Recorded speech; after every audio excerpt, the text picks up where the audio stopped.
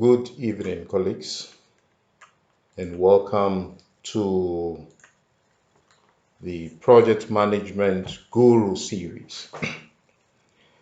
Today, I'm continuing with the topic on how to apply for a job effectively. And you recollect I was talking about the hidden job market and where it's located and what the hidden job market is made up of. Today, I want to go deeper and explain to you why applying for a job is dumb and why I keep saying that 80% of the jobs advertised are already filled. I will explain to you into detail why this is the situation. Anytime there's a job opening in an organization, the job opening evolves. It goes through a three-stage evolution. There's the stage 1, stage 2, and the stage 3. And I will explain to you what actually happens in all these three stages as far as the job opening or the job vacancy is concerned. Let's look at stage 1. How does a job opening or a job opportunity come about?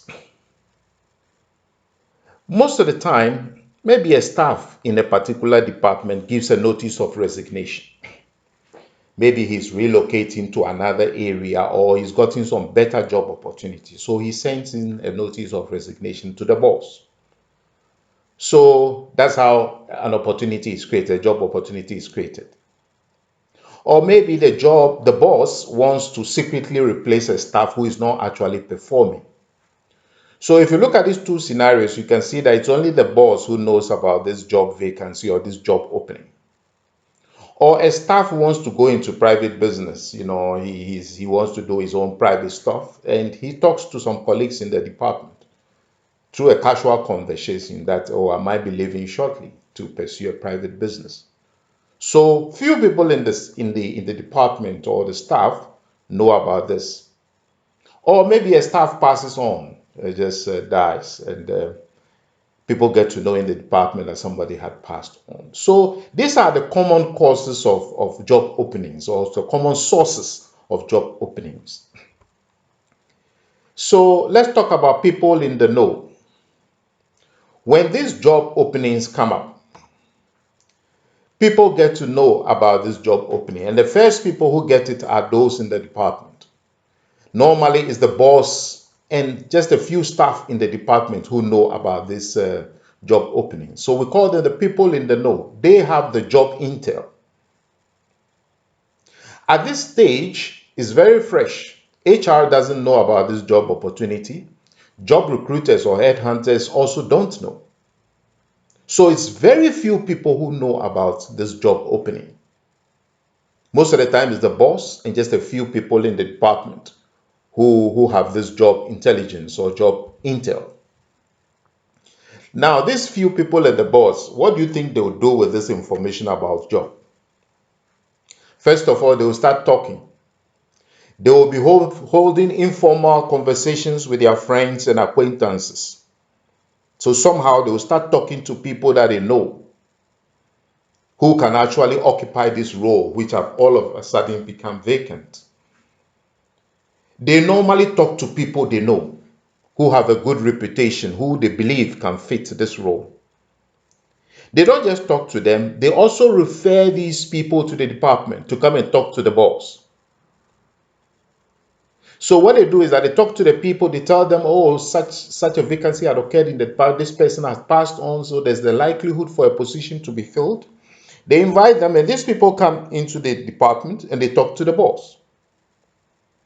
And if they are able to present themselves well, sometimes they are hired immediately without even HR or any job hunter knowing about this.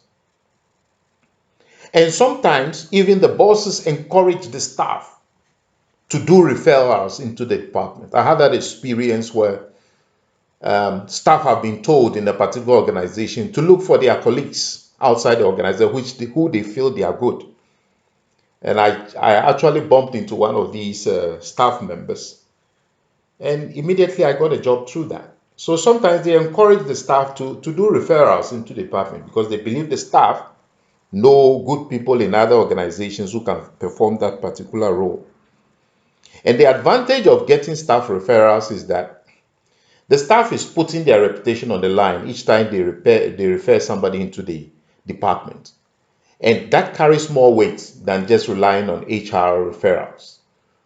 Because a staff who is recommending another staff from another organization, as you can see, really knows the person,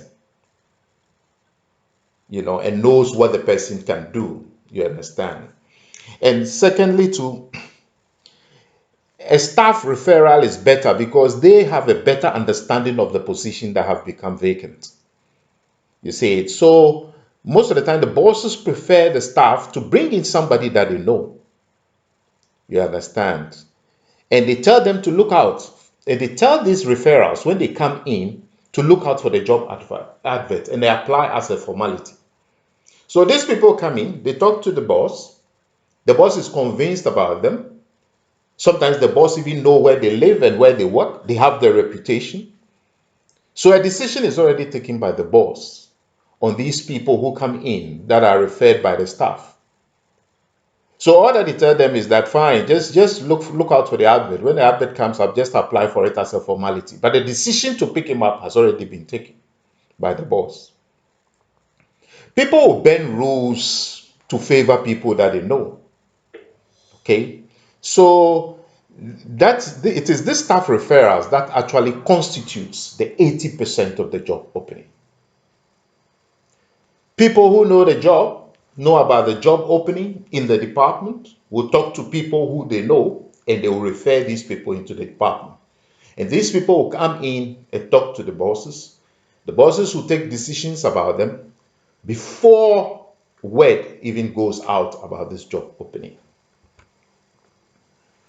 Why do you think these people do this? The people in the know, the staff and the bosses in the department. Why do they go around talking and referring people to the department about this job opening? It's a natural human nature. We feel safe and comfortable working with people we already know. That's our nature. Or people referred to us by friends. For instance, if you need a lawyer or a babysitter or a tax practitioner, don't you feel safe talking to referrals from friends than going for people that you don't know in the yellow pages? And normally, it's a natural human tendency to protect our territory. We will normally look for somebody who we care about, who we believe can actually help us in the department, because that's where we spend our whole life. So we wouldn't like to bring a bad person into the department. It's all because we care about the work, you see, and we want good people to come and join us who will help us. Okay, so that's what happens. So people will prefer a known and competent person than risking it with an HR or job recruiter. Because if you bring in an unknown person, first of all, he may not be culturally fit for the job. He will have to start from scratch. You have to orientate and train this person. And it's even expensive to the company going through the HR or job recruiter process, the long process. So what normally happens, they even look for somebody internally, which is a better option in terms of cost savings and a better return on investments. They look for somebody internally at this stage of stage one, finding out who can occupy this role, or who can we promote within the organization to occupy this role. And it's a natural human tendency, and it happens in stage one of this job opening evolution. I can share a few testimonies with you. I had an insider information about a potential job opening at a program meeting or a feedback meeting via a conversation I had with the speaker at that meeting. He just gave me job intel that a resident engineer in another consulting firm had just resigned. This is what I'm talking about. I opened a conversation with somebody and I got this job intel from an acquaintance in a meeting. I also got a job intel about a potential job internship opening before completing school via a conversation I had with one of my lecturers. So before I completed school, I was chatting with my lecturers about internship, and I got an intel. They gave me information about a company that it's well known for taking internships from our university.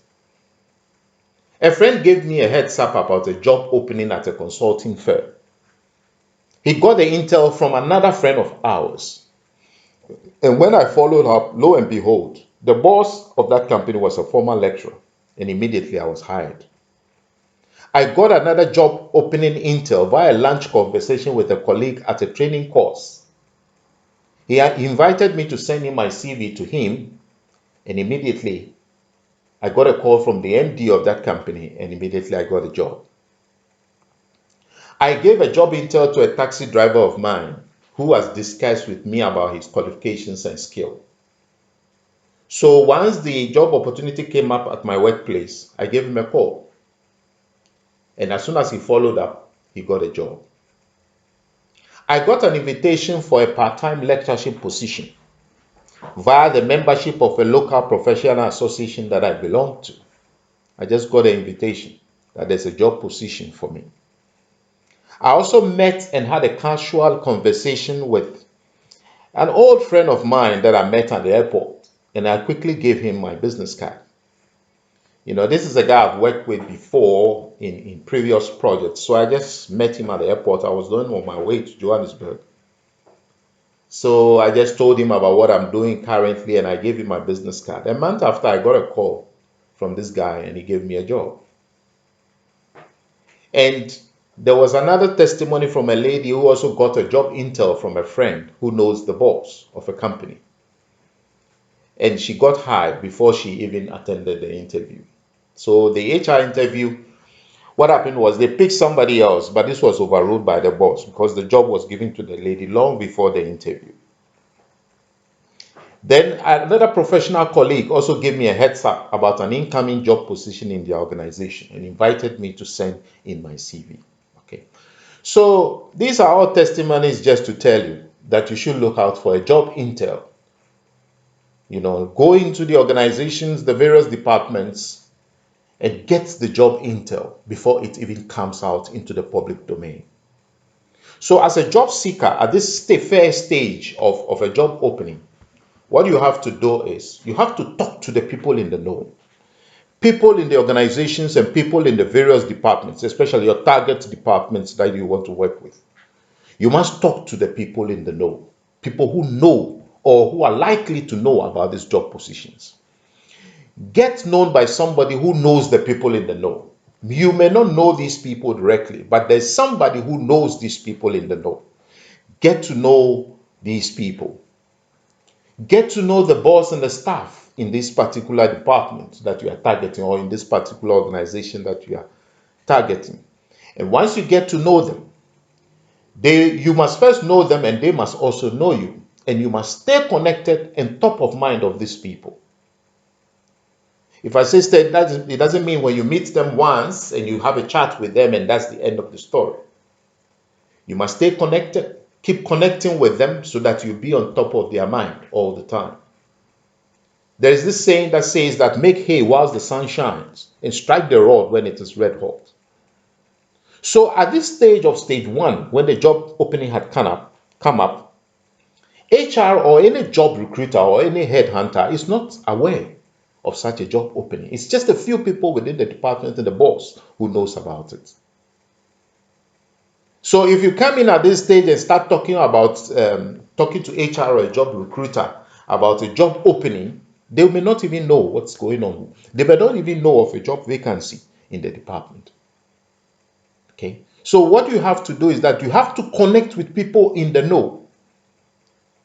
You have to connect with people in the know in the department, and they can give you information about jobs that are available or jobs that have come up. So that is the stage one of the job opening evolution.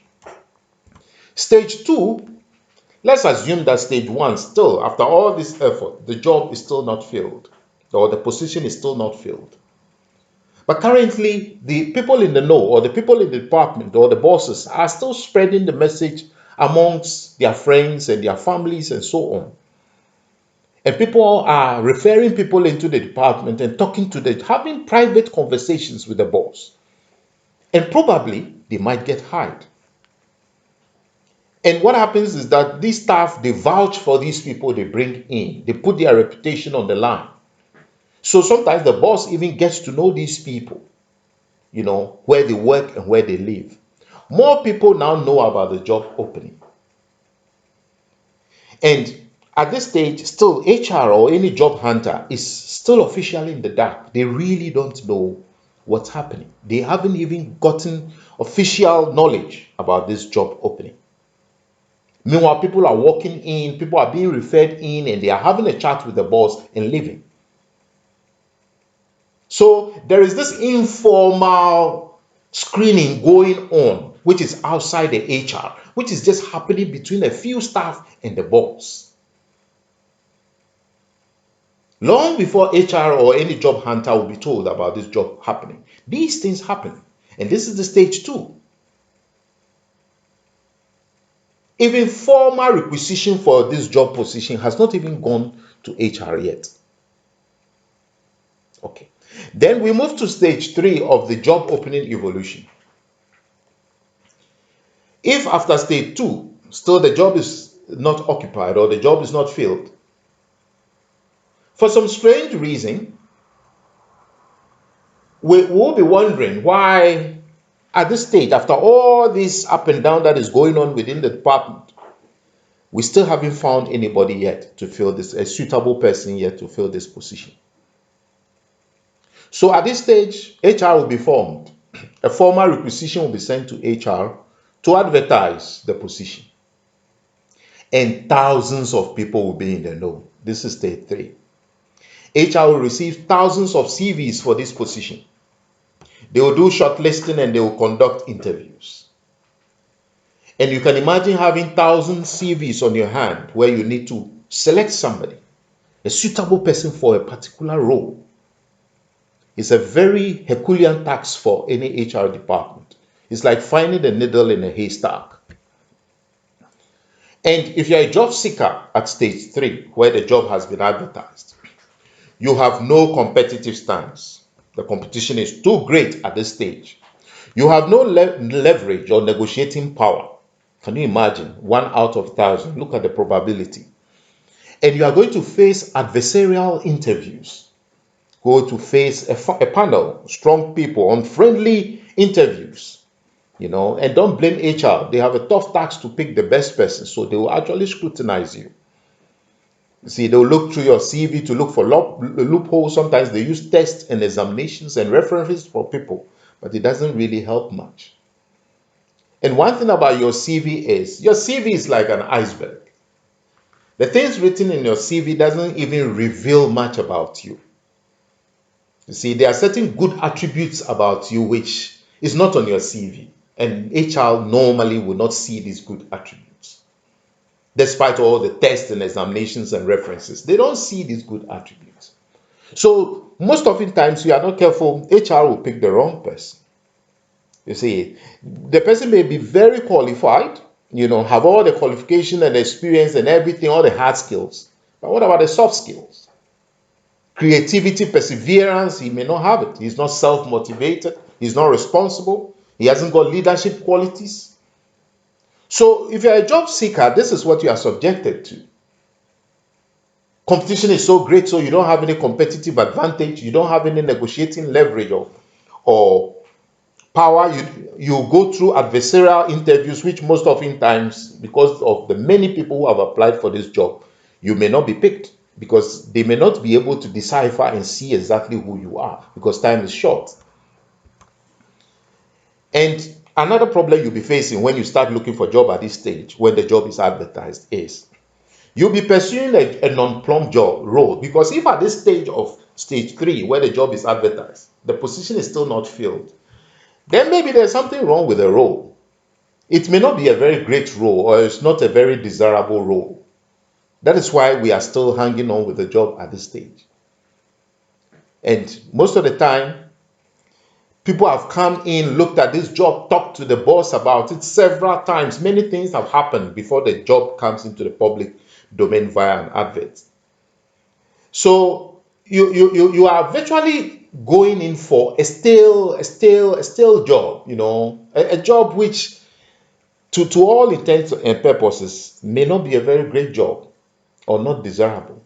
That is why we are still hanging on to it at this stage. So, as a job seeker, why do you wait up to stage 3 before you look for a job when a job is advertised? You are worth more than that. You are worth more than that. The competition is too great at this stage.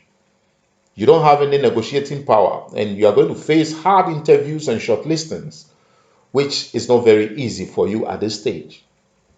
So what happens is that it's best to look for a job at stage 1 when the job opening just comes up, and start hunting for the job through the people in the know, people who know about this job. But even before that, before even any job opening comes up, before anybody vacates his post, or before anybody resigns from his post, or before anybody passes on, where the business is going on normal, there's no job position yet. No one is aware of any job coming up. People are just going about their normal duties and getting to know other people in the course of everyday life. This is where you must look for a job.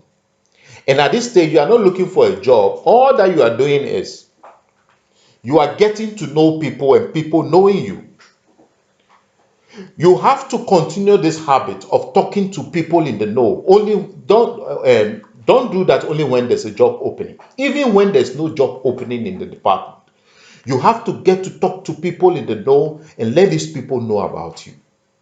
Don't wait until you are unemployed before you start making these connections. You must continue with this connection and keep the engine running. Sow the seeds of knowledge about you into as many minds as possible, especially in the organizations that you are interested in. Sow these seeds of knowledge about you far and wide, so that let people know you and get to also know other people. Keep your relationships running. Let stay on top of their minds all the time by being in constant touch with them. There is this adage that says that dig your well before you are thirsty. Set yourself up and be known by the people in the know long before a job opening even comes up. And these days, the social media helps us. You can launch a campaign about yourself through your social media page or your social media group or your professional platforms. Don't talk about job, just talk about your skills and who you are and what you can do. And as you sow these seeds of knowledge about yourself to as many people as possible, and you keep those relationships running, I can bet you, when a job opening comes up anywhere around them, you'll be the first person they will call.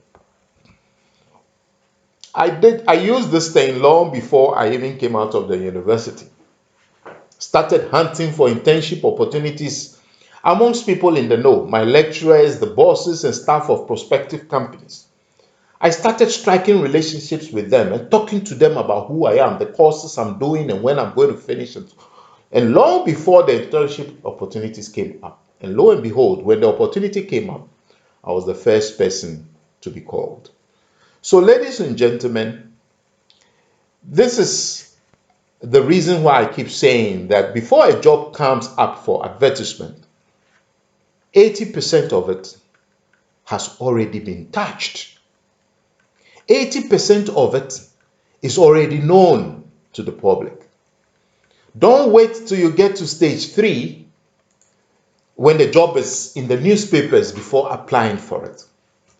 Catch the job whilst the job opening has just come up. Make hay whilst the sun shines. Or if possible, don't wait for a job opening. Start striking relationships and acquaintances with the people in the departments or in the organizations that you are interested in. Let them know you and stay on top of their mind. Keep in constant touch with them. And I can bet you, when a job opening comes up, they will always remember you and give you a shout. Thank you very much for listening. I'll be continuing this series on how to go about the job seeking. And I want you to also visit my Facebook page, hashtag GCCJBCC, and also visit my YouTube channel, JB Nate, and learn more about how to pursue a job effectively. Thank you very much for listening and have a good night.